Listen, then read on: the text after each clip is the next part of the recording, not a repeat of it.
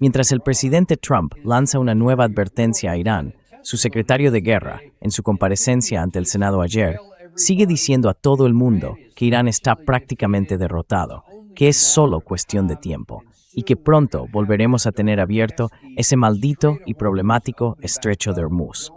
Que no nos preocupemos, que todo irá bien. Al menos, eso es lo que él dice. Ahora bien, si miramos la realidad sobre el terreno, digamos que las cosas son un poco distintas.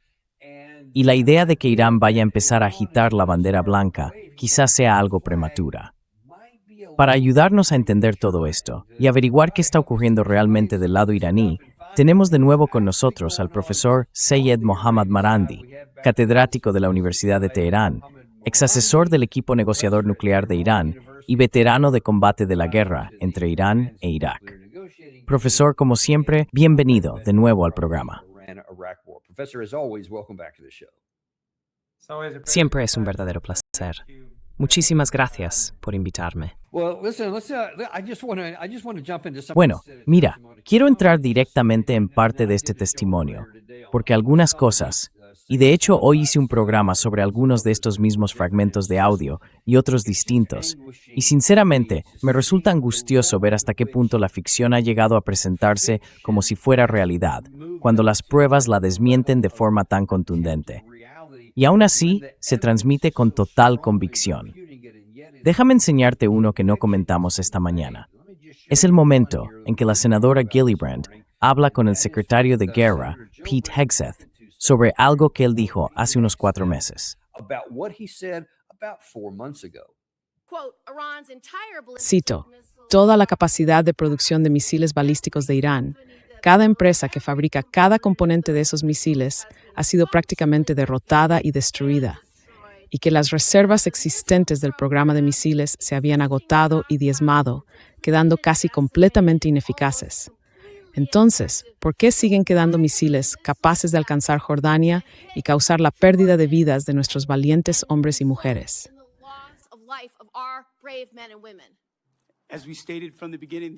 Como dijimos desde el principio, la base industrial de defensa iraní prácticamente ha desaparecido. Pero tienen instalaciones subterráneas, porque son el principal patrocinador estatal del terrorismo en el mundo.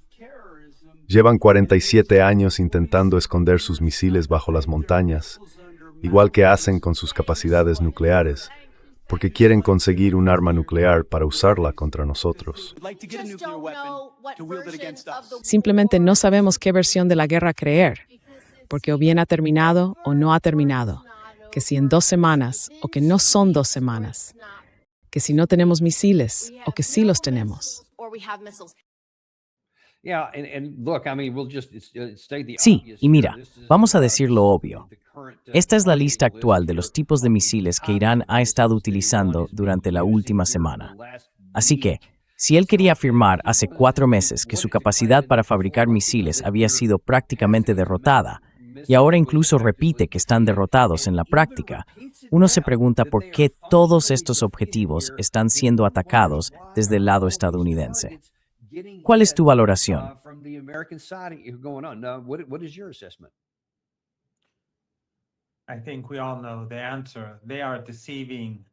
Creo que todos sabemos la respuesta. Están engañando al pueblo estadounidense. Han lanzado una guerra no en nombre del pueblo estadounidense, sino en nombre del régimen israelí, del lobby sionista, de Netanyahu. Y este es el resultado. La gente quiere respuestas, pero no tienen ninguna que dar, porque fueron arrogantes desde el principio. Se inventaron historias, esperando o creyendo que la guerra terminaría en un par de días o en una semana, más o menos. Pero eso no ocurrió. Y ahora, todo lo que dijeron entonces se les está volviendo en contra. Irán no solo tiene grandes cantidades de misiles y de drones, sino que además está produciendo misiles y drones en grandes números mientras hablamos.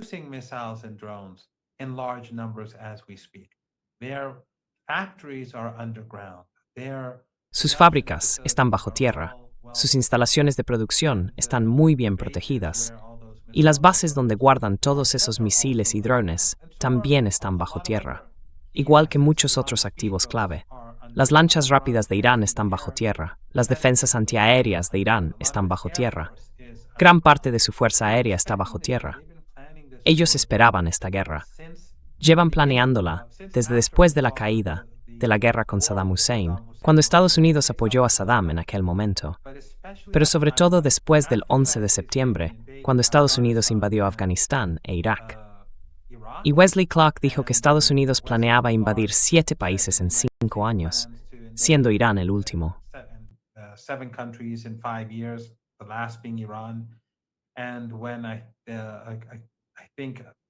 Y cuando pienso en eso, no estoy seguro, pero creo que el vicepresidente dijo algo como, los hombres de verdad van a Teherán, o alguien de alto rango en la administración Bush.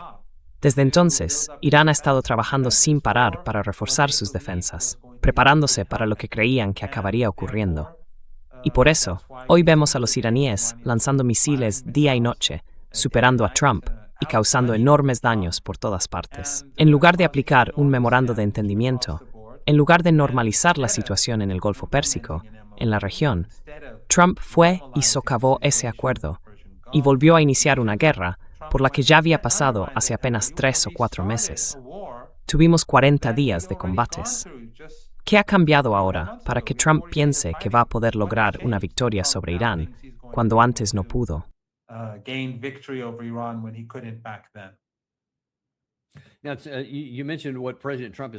Ahora, has mencionado lo que está pensando el presidente Trump. Pues bien, esto es lo que ha dicho. Esta misma mañana, hace un par de horas, declaró que, a partir de ahora, cada vez que la República Islámica de Irán dispare contra un barco en el estrecho de Hormuz, ya sea con un misil, un cohete, un dron o cualquier otro dispositivo o arma, Estados Unidos bombardeará o destruirá un puente o una central eléctrica, incluidas las que estén junto o dentro de la ciudad capital, Teherán.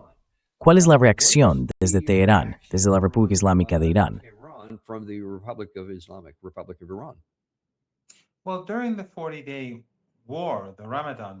Bueno, durante la guerra de los 40 días, la guerra del Ramadán, los iraníes advirtieron a Estados Unidos que si se atacaba la infraestructura crítica de Irán, Irán respondería contra los regímenes de la región que estuvieran facilitando la guerra contra ellos, que estuvieran conspirando junto a Estados Unidos contra los iraníes.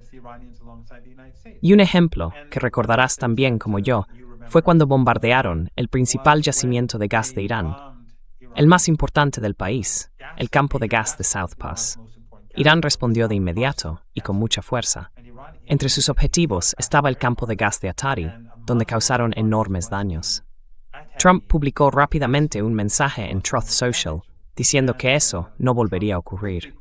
Y desde entonces, y también durante los últimos 11 o 12 días de guerra, Irán ha estado diciendo que si Estados Unidos ataca su infraestructura crítica, ellos destruirán la infraestructura crítica de los regímenes al otro lado del Golfo Pérsico.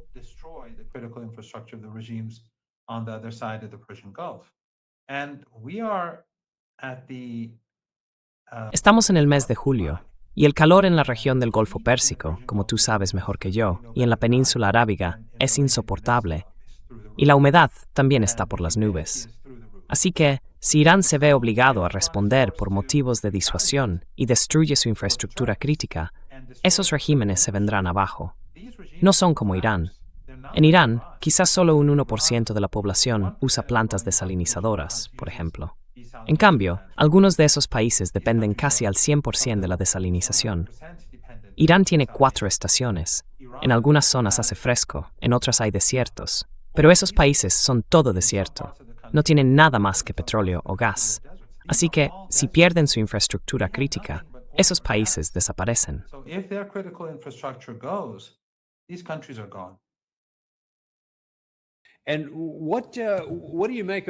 ¿Y qué opinas de?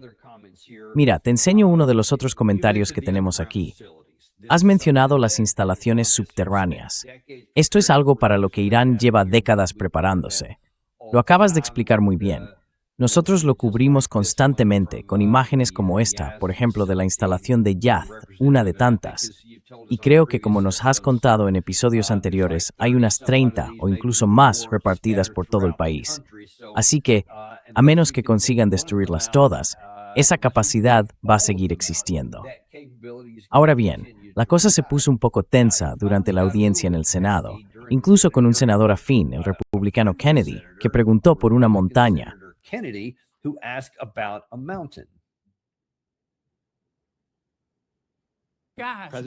Chicos, necesitamos respuestas claras. Necesitamos respuestas claras. ¿Tenemos la capacidad de destruir lo que sea que haya en la montaña Pickaxe? Senador, muchas de nuestras capacidades son confidenciales, pero si hay alguien en el mundo capaz de alcanzar sobre la faz de la Tierra, es el ejército de los Estados Unidos, el más poderoso del mundo. Al final, todo se reduce a opciones y compensaciones.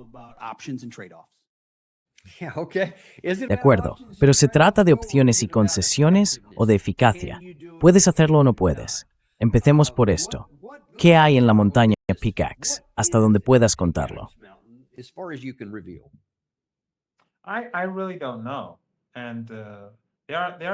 La verdad es que no lo sé. Y hay cosas que no sé, muchas cosas que no sé. Y sinceramente, no pregunto, porque no me sirve de nada.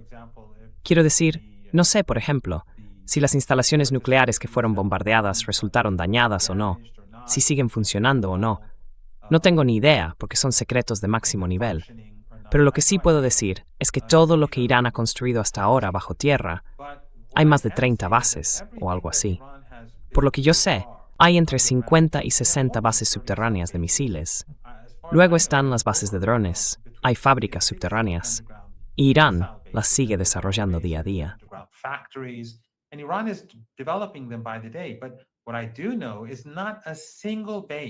Pero lo que sí sé es que no se ha destruido ni una sola base, ni una. Así que, esta montaña o aquella montaña, lo que hemos visto hasta ahora es que todas las bases que los iraníes han usado para lanzar sus misiles y drones siguen operativas. Los estadounidenses, el gobierno de Trump, no pueden señalar ni una sola base de misiles que haya sido destruida o que haya dejado de funcionar. Todas siguen en funcionamiento. Algunas de ellas, y creo que fue la base de Yas a la que te referías, fueron bombardeadas repetidamente por bombarderos B-52, una y otra vez, y aún así no pasó nada. Así que, si ese es el caso, no veo cómo van a destruir nada más con las capacidades que tienen ahora.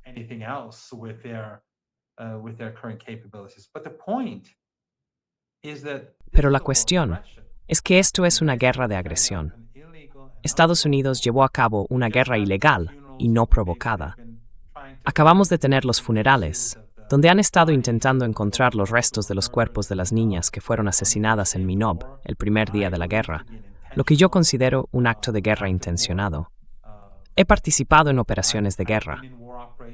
Sé que en el primer día de operaciones todos los objetivos están muy bien verificados. Durante mucho tiempo, para mí está simplemente imposible creer que Estados Unidos no supiera que aquí era una escuela.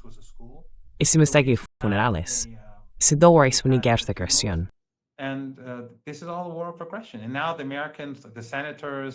Y ahora los estadounidenses, los senadores, están hablando de si podemos ganar o no. Nadie dice que esta sea una guerra de agresión. Es una guerra injustificada. Habéis asesinado a sus líderes. Habéis matado a sus hijos. Habéis destruido su infraestructura. Estáis aterrorizando a la población. Trump dice constantemente que va a destruir el país y devolverlo a la edad de piedra. Pero no veo a un solo senador, ni uno solo, no 5, ni uno, salir y decir, ¿qué es esto? ¿Qué estáis haciendo? Quiero decir, estáis actuando como los israelíes. Y los senadores, creo yo, piensan como los israelíes.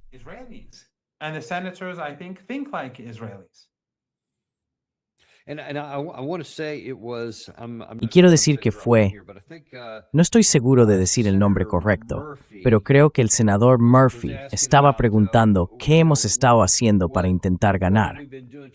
También le preguntó por algunas de las cosas que él había dicho al principio de la guerra.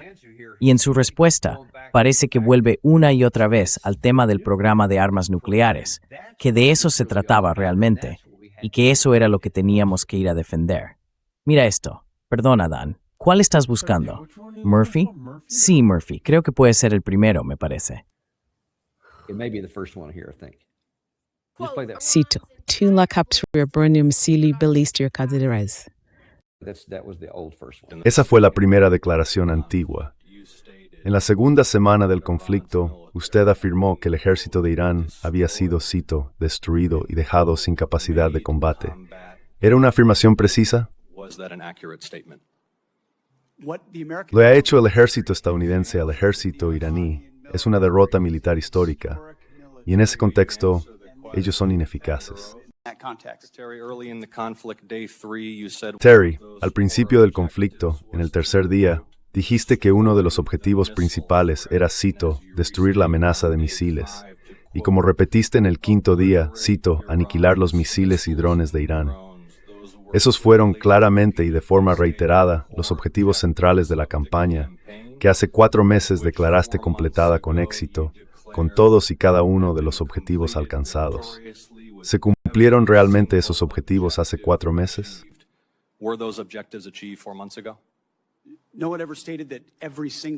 Nadie dijo nunca que todos y cada uno de los misiles hubieran desaparecido.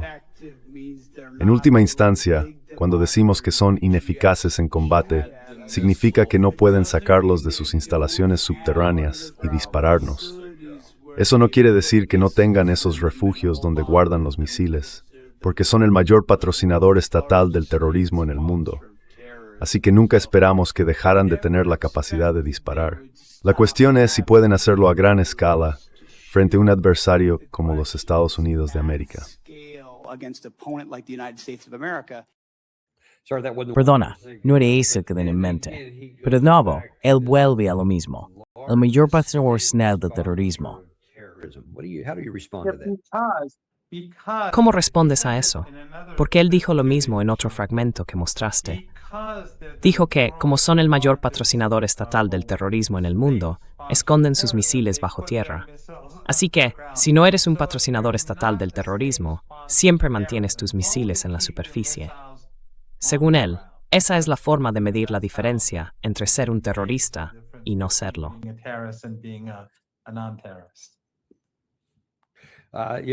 Sí, todo esto fue un poco vergonzoso. Y creo que este por sin mente. Estados Unidos dice que no van a volver a la mesa de negociación. Perdón, acabo de estropearlo todo. No voy a volver a eso. Pero déjame pasar a otros temas que son más importantes aquí. Además de lo que dijo el presidente Trump, aunque Irán todavía tiene capacidad de misiles, y mientras nosotros revisamos la nuestra, seguimos teniéndola. Así que, cuando él dice que va a atacar ciertos objetivos, esto es lo que se acaba de atacar. Y creo que fue anoche, el mayor ataque que Estados Unidos ha lanzado contra todos estos lugares. Corrígeme si me equivoco, pero creo que en ninguno de estos sitios, ni en la montaña, ni en las ciudades de misiles, ni en las instalaciones subterráneas, ninguno de ellos estaba bajo tierra. Todos eran objetivos en la superficie. Así que estamos golpeando cosas, y eso sí afecta al lado iraní. ¿Qué nos puedes contar sobre el impacto que están teniendo en Irán los objetivos que atacamos anoche?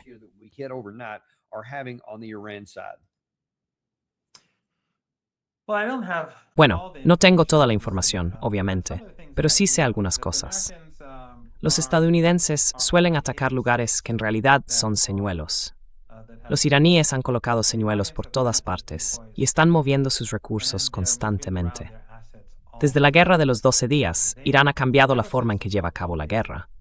Por ejemplo, cuando Estados Unidos bombardea una base militar, normalmente no hay nadie allí. Y los iraníes, como decía, han estado desarrollando más centros de mando y control subterráneos, más bases de misiles y drones bajo tierra. Además, están moviendo continuamente sus otros recursos para que Estados Unidos no pueda destruirlos.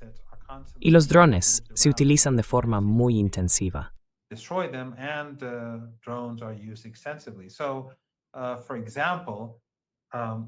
Por ejemplo, un amigo mío que vive cerca de uno de los lugares que fue atacado, no estoy seguro de cuál exactamente, hablé con él hoy, aunque no sé si fue anoche o anteanoche.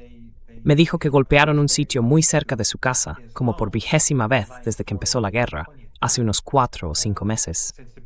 Así que están atacando constantemente los mismos objetivos antiguos o edificios vacíos. Porque los iraníes, a diferencia de los estadounidenses, verás, el problema de los estadounidenses ahora mismo, dejando a un lado el hecho de que se trate de una agresión y todo eso, el problema que tienen es que todas sus bases e instalaciones están al descubierto. Tienen esas bases que construyeron hace décadas y no están pensadas para la era de los drones y los misiles.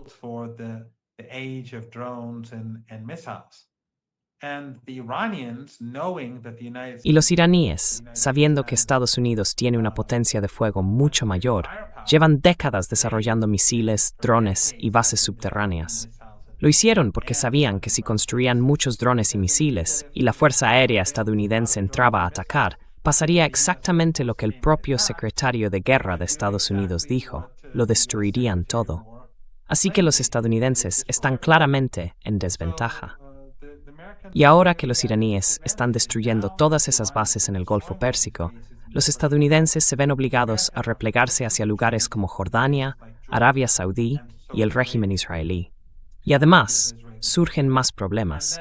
Para empezar, no son capaces de organizarse bien.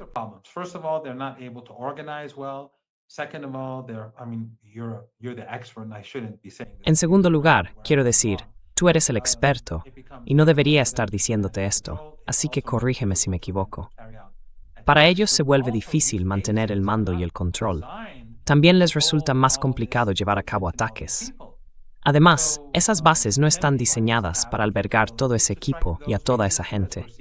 Y los iraníes tienen capacidad para atacar esas bases también, como estamos viendo en Arabia Saudí y en Jordania. Así que muchos de esos, por ejemplo, F-15, no se están manteniendo en condiciones ideales.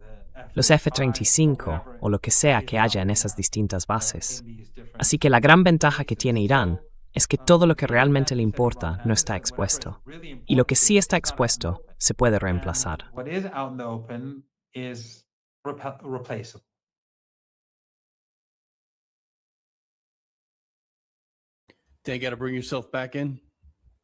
Dan, tienes que volver a entrar en la conversación. Vale, me quedé atascado intentando buscar algo para enseñarte hace un momento. Quiero ir al fondo de todo esto, porque ahora mismo, si esto fuera solo un lanzamiento de misiles, un simple ejercicio, como cuando nosotros disparamos misiles, vosotros nos respondéis, y así sucesivamente, creo que hoy sería ya el 12º día consecutivo.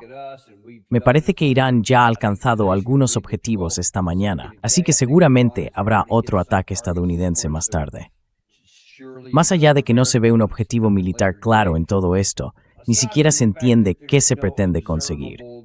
Si fuera solo eso, ya sería grave, porque va a seguir agotando al menos nuestras reservas de misiles, que por lo visto están bajando.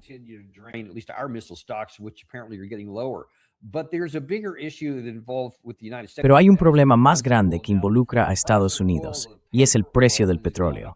Ahora mismo, el precio del petróleo, el petróleo en papel, ha subido. Creo que está en $87, así que eso ya empieza a ser un problema serio.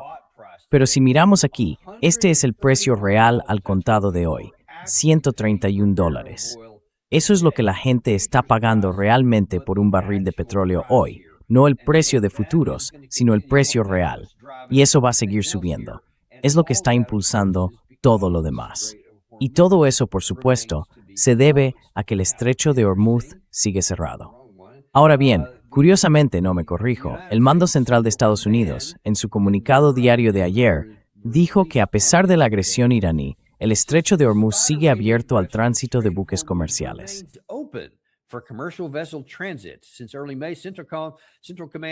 Desde principios de mayo, las fuerzas del Mando Central han ayudado a facilitar el paso de unos 900 buques comerciales y unos 450 millones de barriles de petróleo.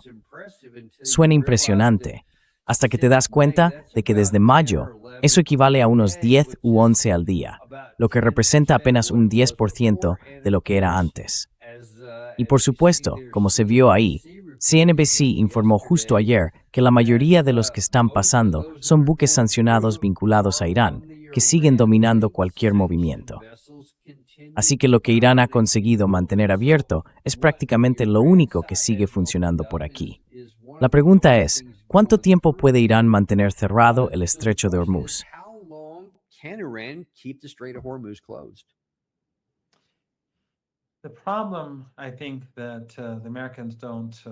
El problema, creo yo, es que los estadounidenses, o más bien la gente que rodea a Trump, no parecen entender, o quizás sí, no lo sé, que para Irán esto es una guerra por la supervivencia. Y en Irán saben que las intenciones de Estados Unidos y del régimen israelí son destruir el país. Asesinaron a su líder, mataron a cientos de niños en las escuelas, bombardearon hospitales. La semana pasada, sin ir más lejos, bombardearon un hospital infantil en Abbas, un hospital oncológico para niños, que luego tuvo que ser evacuado. Así que los iraníes saben que van a ser implacables. No puedes rendirte y sobrevivir.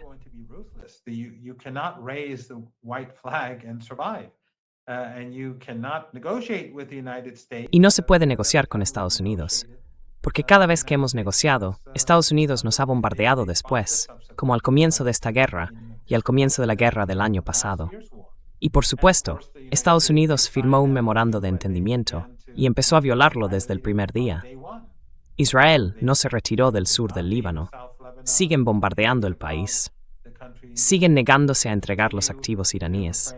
Y la lista continúa. Y por supuesto, luego establecieron su propio corredor, violando el artículo 5 en el estrecho de Hormuz. Y todo eso, que su audiencia ya conoce. Así que los iraníes saben que su única opción es luchar y asegurarse de que Trump se sienta derrotado.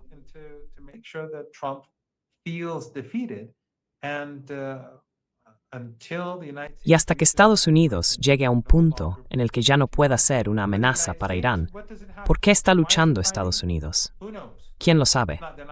No están luchando por el pueblo estadounidense. No están luchando para proteger su país.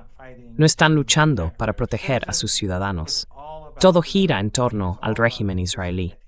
Todo tiene que ver con los intereses de Netanyahu y del lobby sionista en Estados Unidos. La motivación que existe en Irán es muy distinta a la de Estados Unidos.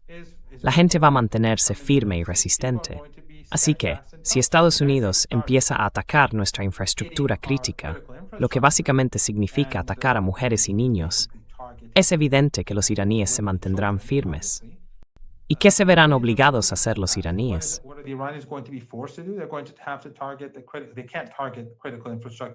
No pueden atacar infraestructuras críticas en Estados Unidos, así que van a atacar las infraestructuras críticas de los regímenes que facilitaron la guerra. ¿A qué va a llevar eso?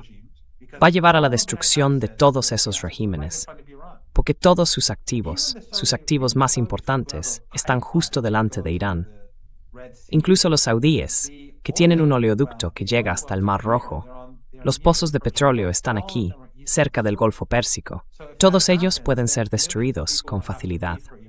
Si eso ocurre, millones de personas tendrán que marcharse a Irak, a Yemen o a otro lugar. Y entonces esos países se derrumbarán. Y después tendremos sin duda una depresión económica global, creo que mucho peor que la de los años 30. Y ya sabemos lo que pasó después de los años 30.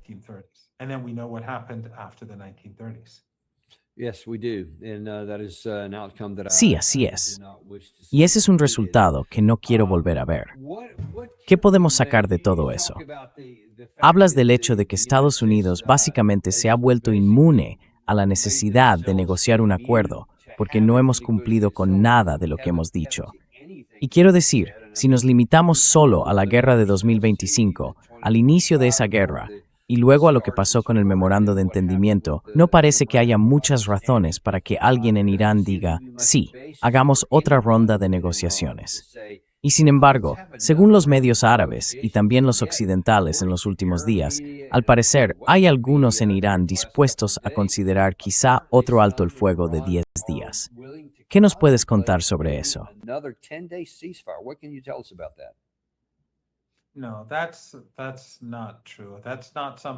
No, eso no es cierto. Nadie en Irán ha dicho algo así. De hecho, quienes negociaron el memorando de entendimiento están siendo criticados por una gran parte de la población iraní y por muchos políticos, simplemente por haber negociado. Les dicen, mirad, firmasteis un acuerdo, los estadounidenses tuvieron tiempo para reorganizarse y sacar algo de petróleo del estrecho de Hormuz, y luego empujaron de nuevo a la región hacia la guerra al socavar el memorando. Ahora bien, los que apoyaron el acuerdo dicen, sabíamos que esto iba a pasar, pero necesitábamos exportar una gran cantidad de petróleo que estaba bloqueado en el Golfo Pérsico. Así que aprovechamos esa ventana para exportar decenas de millones de barriles de petróleo e importar bienes y prepararnos para la siguiente fase de la guerra. Ambos lados tienen argumentos válidos. Yo no me alineo con ninguno en particular. Pero lo importante es que el debate actual no tiene nada que ver con un alto el fuego para que los estadounidenses puedan reorganizarse.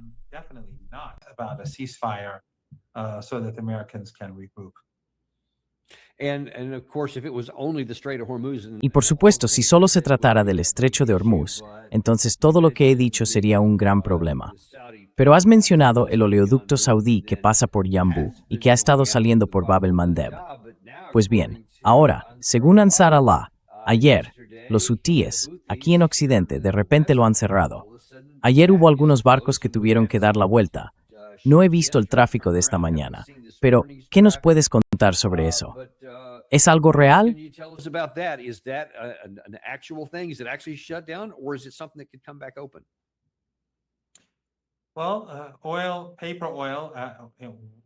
Bueno, el petróleo, el crudo tipo papel, uno de esos tipos de petróleo, está ahora en unos $94, más o menos.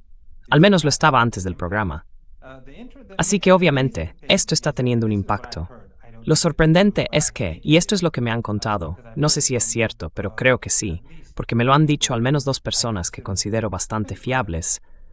Los saudíes, los iraníes, enviaron un avión a Yemen, un avión comercial con su tripulación, hombres y mujeres, como en cualquier vuelo comercial en Irán. Enviaron ese avión a la capital de Yemen para recoger a una delegación que iba al funeral. Y luego regresaron, volvieron a volar de vuelta. Y cuando estaban cerca del aeropuerto en Yemen, los saudíes bombardearon el aeropuerto.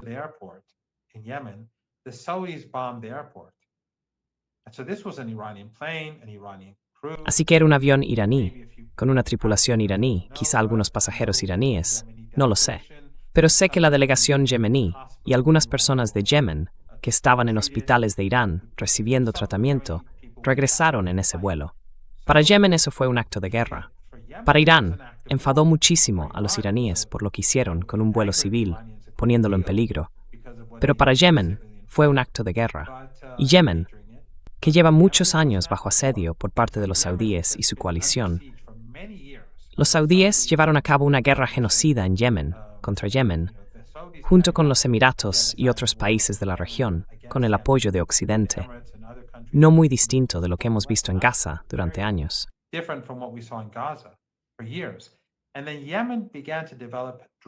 Y luego Yemen empezó a desarrollar tecnología de drones y de misiles. Estoy bastante seguro de que Irán les ayudó. Quiero decir, no estoy diciendo que no tengan capacidades propias, que no tengan ingenieros. Seguro que los tienen, gente muy inteligente. Pero probablemente los iraníes les ayudaron a desarrollarlo más. Entonces empezaron a lanzar misiles y drones contra Arabia Saudí, y eso fue lo que llevó al alto el fuego. Pero el bloqueo siguió. Ahora Yemen, después de este ataque al aeropuerto, dice que el bloqueo tiene que terminar, que ya no lo van a aceptar. Así que fue un movimiento muy estúpido por parte de los saudíes.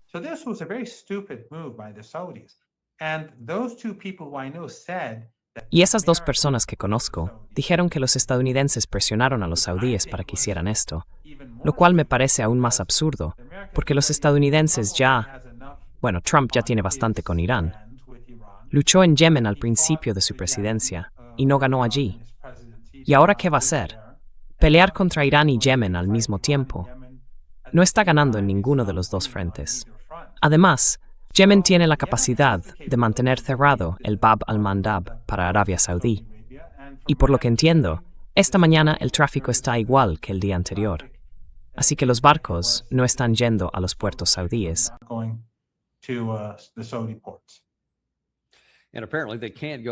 Y por lo visto tampoco pueden pasar por el canal de Suez en el norte, porque la mayoría de los VLCC son demasiado grandes en cuanto a tonelaje y demás.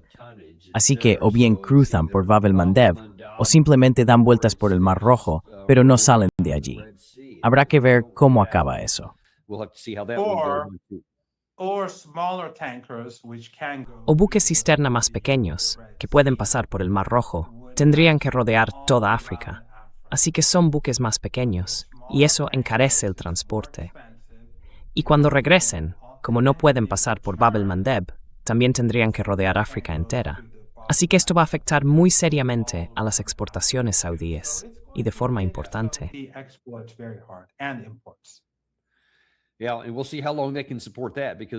Sí, y veremos cuánto tiempo pueden mantener eso, porque una de las cosas que resulta difícil para Arabia Saudí, incluso durante esta guerra, es que lograron sacar petróleo a través de, creo que era ese oleoducto que pasa por la parte sur de Omán. Así que entraban en el Golfo de Omán y salían por el puerto de Yanbu. Exportaron un poco menos de lo habitual, pero como el precio del petróleo subió, sus ingresos se mantuvieron más o menos iguales. Esto supondría un golpe muy fuerte para Arabia Saudí, y uno se pregunta cuántos días o semanas o meses podrían aguantar sin los ingresos del petróleo para mantener su nivel de vida en el país. Así que ese es un posible punto de fricción que tendremos que ver cómo evoluciona.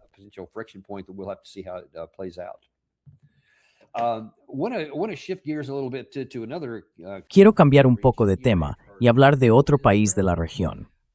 Seguro que te suena. Se llama Israel. Han hecho algunas declaraciones interesantes últimamente, y me pregunto, ¿cómo lo ves tú? Creo que a estas alturas está bastante claro que Benjamín Netanyahu animó personalmente y convenció al presidente Trump para que se uniera a ellos en esta guerra, el 28 de febrero, diciendo que si asesinaban a Ali Khamenei, el gobierno iraní caería o el pueblo se levantaría, en fin, algo así. Ya sabemos cómo acabó eso. Justo lo contrario de lo que esperábamos. Pero bueno, ese fue todo el asunto en esos 40 días de guerra entre Estados Unidos e Israel contra Irán.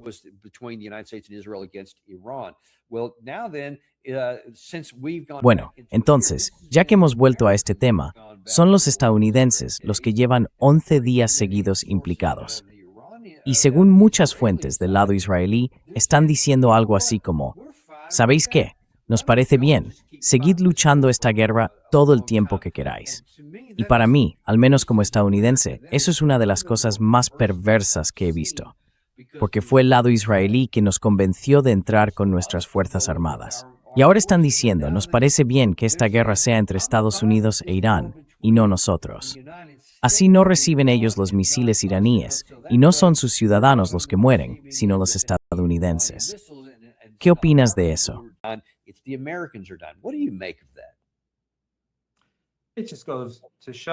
Esto demuestra claramente cuál es la naturaleza de la relación entre el régimen israelí y Estados Unidos. Es una relación en una sola dirección. Un lado se beneficia y el otro sale perjudicado, y lo hace de muchas maneras distintas. La imagen de Estados Unidos desde lo de Gaza ha quedado, si no completamente destruida, sí muy dañada. El ejército estadounidense ha sufrido mucho, como tú sabrás, incluso mejor que yo. La economía también se ha resentido por culpa del régimen israelí. La existencia de ese régimen es perjudicial a los intereses de Estados Unidos.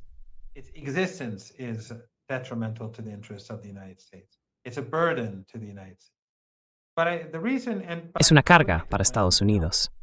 Pero me gustaría señalar algo, y es que lo que está haciendo Irán está destruyendo todas las capacidades defensivas que Estados Unidos ha construido durante décadas en la región del Golfo Pérsico, en el norte de Irak y en Siria.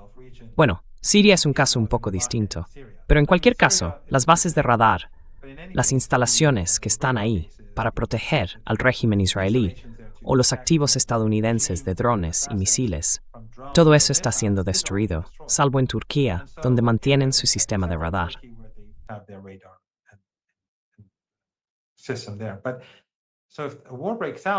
Así que, si estalla una guerra entre el régimen israelí e Irán, el régimen israelí no va a tener las ventajas que tenía antes. El segundo punto, es que algunos pueden preguntarse, ¿por qué Irán no ataca al régimen israelí ahora? Creo que hay 3 razones para eso. La primera es que esta guerra tiene que ver ante todo con Israel, y que Irán quiere centrarse en el estrecho y asegurarse de que Estados Unidos fracase. La segunda razón, el segundo punto, es que Irán nunca inicia una guerra. No lo hace. Aunque mucha gente ataque a Irán, Incluso simpatizantes iraníes en Internet lo critican, diciendo que debería tener un arma nuclear, que es ingenuo, que es estúpido.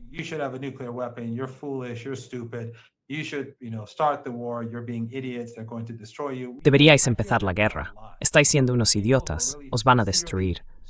Oigo eso muchas veces, y de gente que apoya sinceramente a Irán desde distintos lugares del mundo.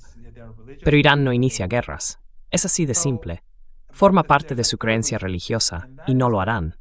Pero hay una tercera razón también, y es que el régimen israelí está en crisis. Hay una crisis interna, y se acercan elecciones. Y la crisis es más grave de lo que muchos pensamos. El llama es parte del material en Complex Forum, elaborado por la esposa de Alastair Crooke, Aisling, que traduce y publica textos del régimen israelí.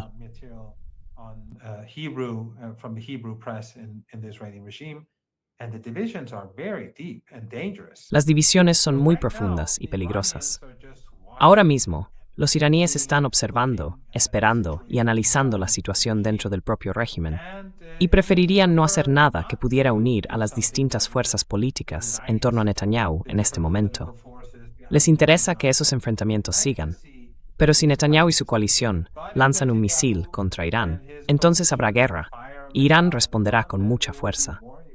En cualquier caso, Irán está preparando el terreno para la guerra, porque está destruyendo todas esas instalaciones de radar y todos esos recursos que se utilizan para atacar tanto a la maquinaria israelí como a las fuerzas de Estados Unidos.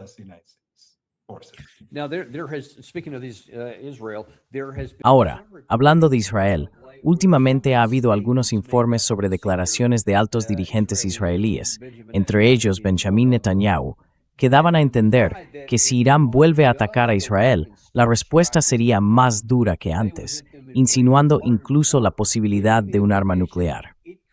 ¿Hay alguna preocupación en el lado iraní de que algún día puedan ser el objetivo de un arma nuclear israelí?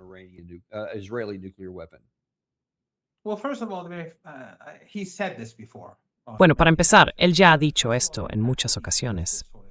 Pero ante todo, el hecho de que diga este tipo de cosas creo que deja aún más al descubierto al régimen israelí ante los ojos de la humanidad, mostrando lo que realmente es. Además, no creo que ese régimen pudiera sobrevivir a un ataque así. En primer lugar, el mundo no lo aceptaría, y ese régimen ya es despreciado y odiado en todo el planeta. Ese es un punto. El segundo es que Irán es un país muy grande y no tiene planes de fabricar armas nucleares. En los años 80, cuando Estados Unidos apoyaba a Saddam Hussein y Occidente le proporcionó armas químicas para usarlas contra los iraníes, y como quizá haya dicho en tu programa, yo mismo sobreviví a 2 ataques químicos. Sobreviví a un agente nervioso en la operación Khaybar y también al gas mostaza en 1988. Así que bueno, conozco estas cosas, digamos, de primera mano.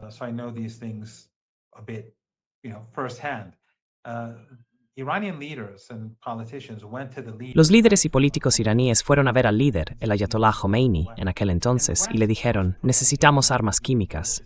Y Occidente estaba impidiendo que Irán comprara siquiera máscaras de gas. Así que el Ayatollah Khomeini dijo que no. Dijo, esto es un arma inhumana y no está permitido fabricarla. Tenéis que librar la guerra sin ella. Esa idea continuó bajo el Ayatollah Khamenei. Él emitió una fetua, como todos sabemos. Y no hay ninguna prueba de que Irán haya... Quiero decir, el OIEA nunca ha presentado ninguna evidencia de que Irán estuviera produciendo un arma nuclear. Y Estados Unidos reconoce que al menos desde 2003, Irán no ha intentado construir ninguna. Antes de 2003 tampoco lo hacía, pero con eso basta. Y por cierto, hay un buen libro sobre este tema. En realidad, 2 buenos libros. Uno se llama Manufactured Crisis, de Gareth Porter, y otro es A Dangerous... Sí. Un tipo excelente. Y otro es Una peligrosa ilusión, de Peter Oborn, que es británico. Junto a los 2 libros que mencioné una vez en tu programa, Camino a Teherán, de los Leverett, y La resistencia, de nuestro amigo común Alastair Crooke. Así que los iraníes no estaban fabricando un arma nuclear, pero el doctor Larijani, que fue martirizado en esta guerra y que presidía el Consejo Supremo de Seguridad Nacional, dijo una vez, no cuando era presidente del Consejo, sino cuando era representante del líder. Dijo que si existía, estoy parafraseando, puede que no recuerde sus palabras exactas, pero dijo que si existía una amenaza inminente para la existencia de Irán, la postura nuclear de Irán cambiaría.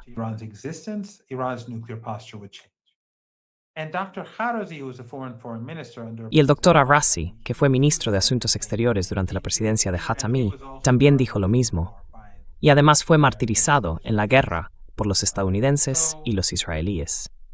Así que supongo que, si hubiera una amenaza inminente, una amenaza nuclear creíble contra Irán, se consideraría una amenaza inminente. Y como he dicho, Irán tiene muchas capacidades. Es un país muy avanzado, y lo estamos viendo en esta guerra. Ha decidido no tener un arma nuclear. Pero si llegara a haber una amenaza contra su existencia, entonces creo que las cosas podrían cambiar. No sé si me he desconectado porque te he perdido.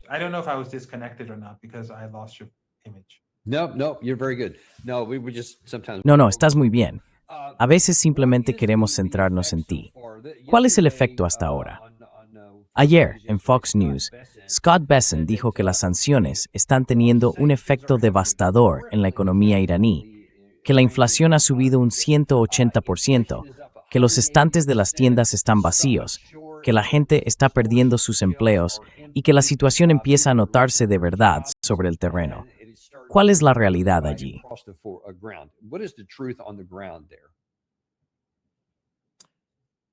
Bueno, ya sabes, eso es lo que llevan diciendo desde que era adolescente, que Irán siempre se está desmoronando, que el régimen, les encanta decir régimen, está a punto de colapsar, que es muy impopular, que son incapaces de gobernarse a sí mismos.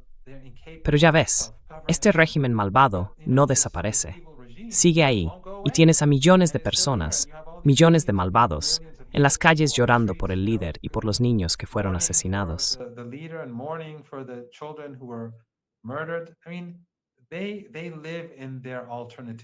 Quiero decir, viven en su propio universo alternativo.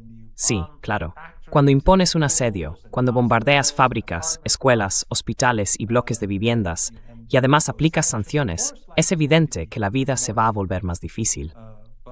Pero los iraníes van a ser resilientes y resistentes. Es un país con miles de años de civilización y con una identidad religiosa chií que, como explica Alastair Crooke en su libro Resistencia, no les es fortaleza especial frente a la opresión, una fuerza única. Eso es lo que hay en Líbano. Eso es lo que vemos en Irán.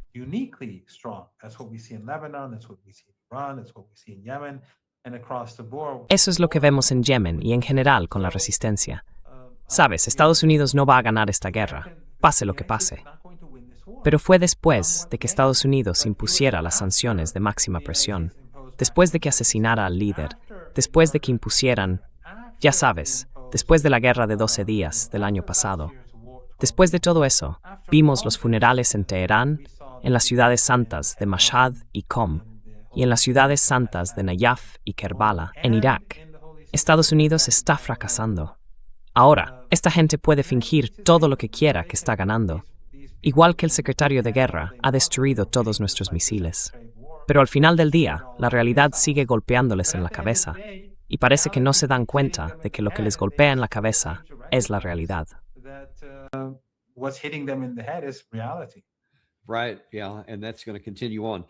Sí, claro, y eso va a seguir así. Una última cosa que quiero preguntarte, ya que acabas de mencionar Irak. Anoche en Fox News, en el programa de Jesse Waters, hizo un comentario diciendo que la situación del petróleo está empezando a moverse de verdad. Según él, Estados Unidos va a abrir el estrecho de Hormuz. Bueno, dejemos eso a un lado por ahora. Pero dijo algo así como, acabamos de firmar varios acuerdos con Irak para conseguir 2 paquetes de petróleo distintos, construir un nuevo oleoducto que evite el estrecho de Hormuz y otro que permitirá nuevas perforaciones, creo que por parte de Chevron, si no me equivoco, o de alguna otra compañía petrolera.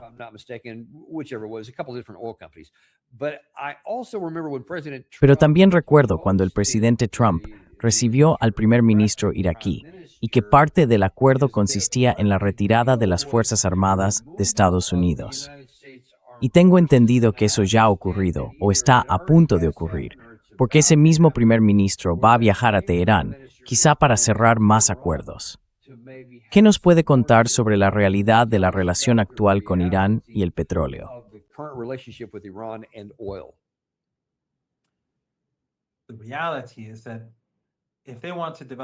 La realidad es que, si quieren construir oleoductos, eso llevará años. Pero incluso si llegan a hacerlo, si Irán no quiere que ese petróleo se exporte, puede bombardear la fuente de ese petróleo. Además, Estados Unidos es muy impopular en Irak. Ahora mismo, el pueblo iraquí desprecia a Estados Unidos. Hay una minoría en el norte, entre los grupos kurdos, y en el oeste, que apoya a Estados Unidos, pero la mayoría de los iraquíes no lo hace. Hay varias razones para ello. Una de ellas es que Irak, cuando exporta su petróleo, tiene que hacerlo a través de un banco en Estados Unidos.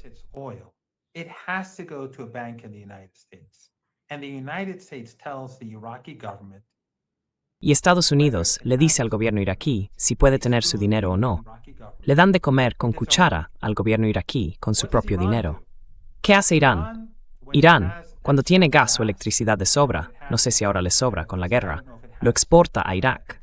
Pero, debido a las sanciones de Estados Unidos, el gobierno iraquí no puede pagar a Irán por su petróleo, su gas ni su electricidad. Aún así, el Ayatollah Jamenei, el mártir Ayatollah Jamenei, siempre ha dicho a los distintos gobiernos, dejadlo estar.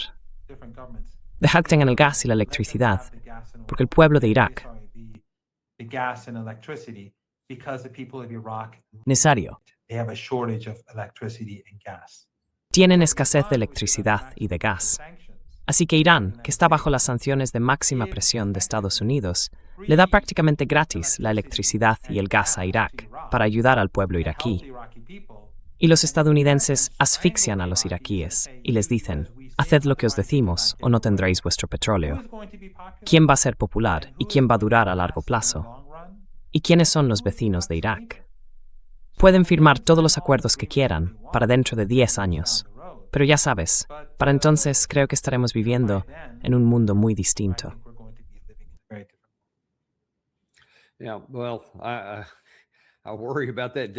Sí, bueno, me preocupa ese día, cómo será para toda la región y también para la economía global. La última pregunta que quiero hacerte es sobre algo que he visto. Está un poco en los márgenes, pero me pregunto si tienes alguna opinión al respecto. Últimamente ha habido algunos argumentos, tanto en ciertos medios de comunicación occidentales como en algunos de Rusia y de Oriente Medio. Y es lo siguiente: si la guerra se tuerce, y sobre todo si vuelve a convertirse en una guerra a gran escala, con ambos bandos enfrentados, e Irán realmente lanza sus fuerzas de misiles y empieza a atacar, por ejemplo, las plantas desalinizadoras o la infraestructura energética. Porque si nosotros golpeamos las suyas, claro, harán lo que tú has sugerido aquí. Existe la posibilidad de que Irán movilice fuerzas terrestres para avanzar sobre zonas como Kuwait y otras, y llegar incluso a tomar el control de algunos de esos campos petrolíferos. ¿Eso es una locura o hay alguna consideración real sobre esa posibilidad?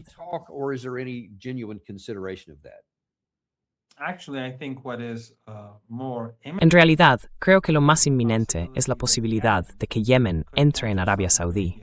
Primero podrían destruir sus instalaciones petrolíferas y después entrar en el país. Tienen un ejército enorme y los saudíes son muy vulnerables. Y ahora su riqueza por exportaciones está en peligro. No pueden usar el estrecho de Hormuz ni el Bab el-Mandeb. Y no se trata solo del petróleo, sino de todas las mercancías. Así que los saudíes están en un gran aprieto. Luego está la resistencia en Irak. La resistencia en Irak es más grande que Hezbollah, incluso contando todas sus fuerzas de reserva. Así que en Irak puede haber quizá entre 150.000 y 200.000 personas vinculadas a la resistencia. Y cuando dices resistencia, ¿te refieres a la resistencia apoyada por Irán? Sí, apoyaban a los iraníes. A esos que, durante los 40 días de combates, estaban disparando contra bases estadounidenses. Pero la resistencia no había subido mucho en la escala de la escalada. Así que siempre hubo contención, como la hay ahora. Pero si hay una guerra total, ese es el escenario del que hablas. Si hay una guerra total, entonces la propia resistencia iraquí podría tomar Kuwait fácilmente. Y si los iraquíes toman Kuwait y lo quieren para ellos, estoy bastante seguro de que a los iraníes les parecerá bien. Ya sabes, estarán bastante conformes con eso.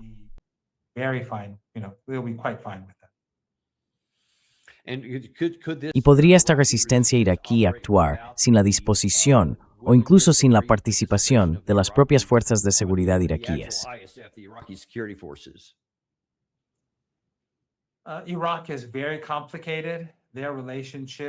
Irak es muy complicado.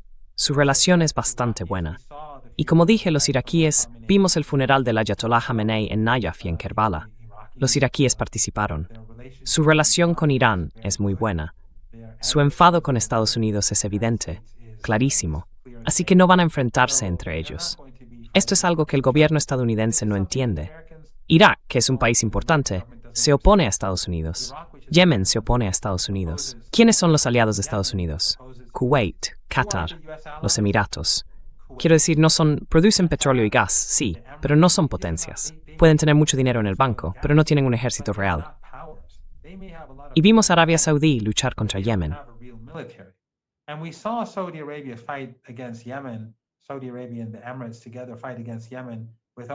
Arabia Saudí y los Emiratos lucharon juntos contra Yemen, con decenas de miles de fuerzas mercenarias que pagaron para combatir allí, y al final fracasaron. Ahora mismo, Estados Unidos no es popular. Si la gente entrara en Internet y leyera los comentarios en los medios árabes, vería que en toda la región, en el mundo árabe, la gente apoya a Irán, no a Estados Unidos. Así que esta no es una guerra que yo crea. Personalmente, no veo ningún escenario en el que Estados Unidos gane. Y podría ir a peor, como decías. Podría terminar mal. De hecho, seguirá siendo malo. Todos los escenarios van a peor. Algunos terriblemente malos, otros un poco menos. En ningún caso puedo imaginar una situación en la que Estados Unidos no pierda.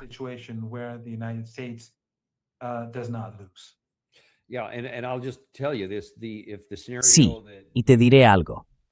Si se diera el escenario que planteas, con las fuerzas de seguridad iraquíes y lo que los yemeníes, los hutíes, las fuerzas armadas de Ansar Allah pudieran hacerle a Arabia Saudí ahí abajo, esto no sería como en 1991, cuando Saddam Hussein invadió Kuwait. Las fuerzas armadas estadounidenses que existían entonces ya no existen ahora, y no podríamos entrar y expulsarlos porque no tenemos tropas terrestres para hacerlo. Ahora ni siquiera tenemos los recursos ni las bases, y jamás podríamos desembarcar como lo hicimos entonces. Yo llegué con la Segunda Caballería de Estados Unidos, que desembarcó en Jubail, en Arabia Saudí, y fue fácil descargar todo de los barcos y avanzar para enfrentarnos a la Guardia Republicana. Eso hoy sería imposible. Así que, si ese escenario se da, si somos tan imprudentes como para iniciar esa guerra y acaba convirtiéndose en un combate terrestre, Nadsituaritor Kuwait these.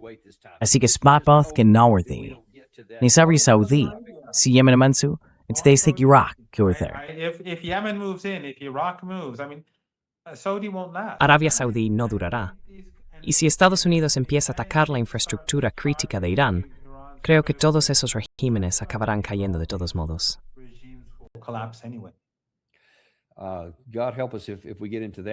Que Dios nos ayude si llegamos a eso, porque casi con toda seguridad nos llevaría a una gran depresión. Quiero decir, ¿cómo no iba a hacerlo? Con toda la interrupción del suministro energético. Esperemos que no lleguemos a ese punto, que de alguna manera prevalezca la sensatez y que al menos podamos terminar esto en una mala situación, pero no en una catastrófica. Muchísimas gracias por acompañarnos hoy y por aportar esta claridad. Es algo que mucha gente no quiere oír, pero es la realidad, y ahora mismo necesitamos mucho de eso. Así que de verdad, muchas gracias. Gracias. No me hace ninguna gracia tener que decir este tipo de cosas, pero creo que debo hacerlo, porque la gente tiene que saber lo que Fox News, MSNBC, CNN, la BBC y otros no están diciendo.